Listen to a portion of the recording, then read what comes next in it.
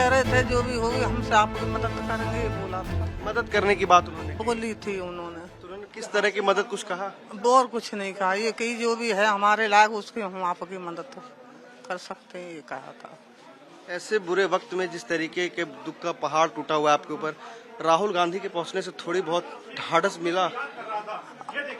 आप हमारे दुख के लिए आए, हमें तो मिल रहा है, आपसे भी मिल रहा है, उनसे भी मिल रहा है। हमारा दुख पूछ रहे हो आप, परेशानी काट के यहाँ तक आ रहे हो। बहुत बुरा हादसा हुआ माता जी इस तरीके। बेटा देखो मेरी सुनोगे ना तुम, बाप भी दुख हो जाएगा। बिहार में मेरा कोई भाई नहीं, मेरे माँ बाप मुझे छोड़ के गरीब पैसे वाले नहीं थे, गरीब घर मेरी शादी करी।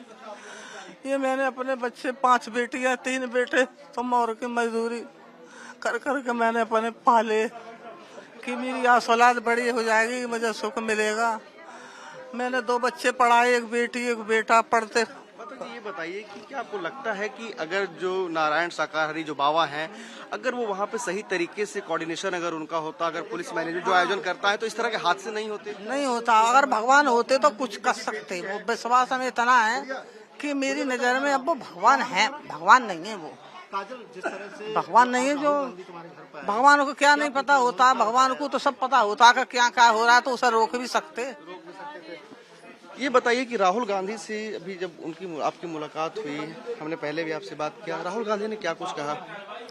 उनने यही कहा था आप सही से रहिए और मैं सरकार के द्वारा पूरी मदद करूंगा।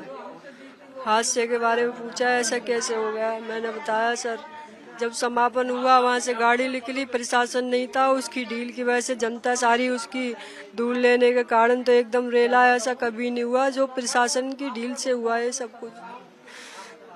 तो क्या ऐसे वक्त में, हालांकि जितना बड़ा दुख का पहाड़ टूटा है, कि ऐसे वक्त में जब तक खुद वो वापस ना आ जाए तब तक हिम्मत नहीं मिल सकती है, लेकिन फिर भी राहुल गांधी जब आपके पास आए तो क्या थोड़ा बहुत आपको हिम्मत मिली, आप लोगों को ढाढ़स मिला ऐसे बुरे वक्त में?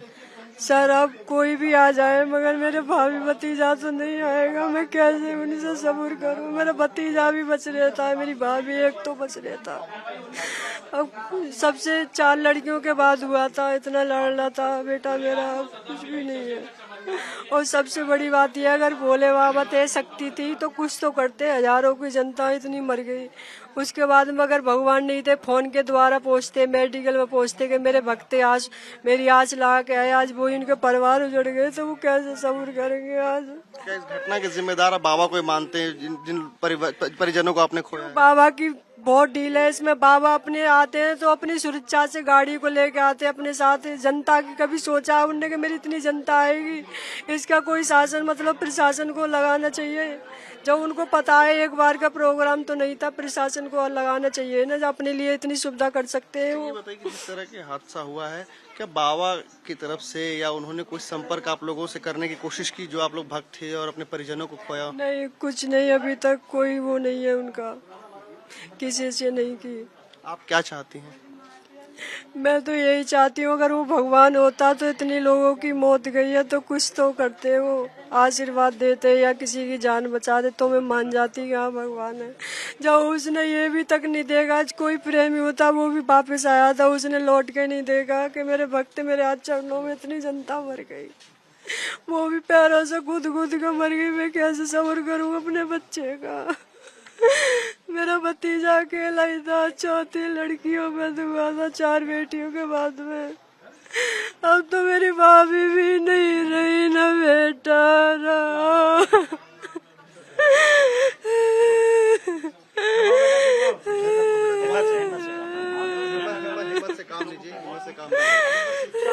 तो देख सकते हैं कि किस तरीके से जो परिजन हैं वो बिलख रहे हैं, रो रहे हैं, और उनका साफ तौर पर कहना है कि अगर बाबा अगर होते तो वो जरूर इन्हें सबको बचा ले होते अगर वो भगवान होते तो। और साथ ही साथ इन लोगों का यह साफ तौर पर कहना है कि अभी तक किसी ने भी इनसे संपर्क नहीं किया है, नारायण साकार हरि की संस्था की तरफ से या उनके तरफ से, और पूरा परिवार इस वक्त जो है दुख के अंधेरे में घिरा हुआ है।